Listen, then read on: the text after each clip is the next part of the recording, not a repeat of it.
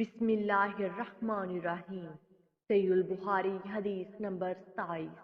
حضرت سعد بن ابی وقاص رضی اللہ عنہ کا بیان ہے کہ رسول اللہ صلی اللہ علیہ وسلم نے چند لوگوں کو کچھ مال دیا اور وہ سعد رضی اللہ عنہ وہاں بیٹھے تھے۔ آپ نے ایک شخص کو چھوڑ دیا، یعنی اسے کچھ نہ دیا، حالانکہ وہ تمام لوگوں میں سے مجھے زیادہ پسند تھا۔ میں نے کہا، اے اللہ کے رسول، آپ نے فلاں شخص کو چھوڑ دیا، اللہ کی قسم میں تو اسے مومن سمجھتا ہوں۔ آپ نے فرمایا، مومن یا مسلمان؟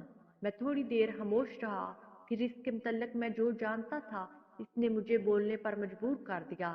میں نے دوبارہ عرض کیا، آپ نے فلاں شخص کو کیوں نظر انداز کر دیا؟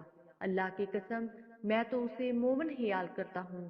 آپ نے فرمایا، مومن یا مسلمان؟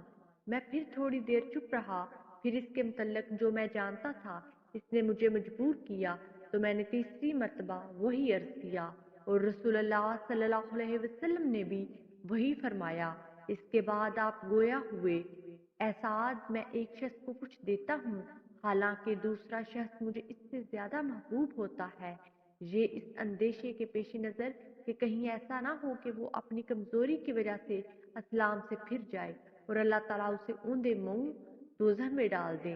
اس حدیث کو یونس، صالح، مومر اور زہری کے بھتیجے نے بھی زہری سے روایت کیا ہے۔ ویڈیو کو لائک کیجیے، زیادہ سے زیادہ شیئر کریں اور بیل آئیکن کو بھی پریس کر لیں تاکہ ہر آنے والے نئی ویڈیو کا نوٹیفیکیشن آپ تک پہنچ سکے۔ اگلی ویڈیو تک کے لیے اجازت دیجیے۔ اللہ نگہبان۔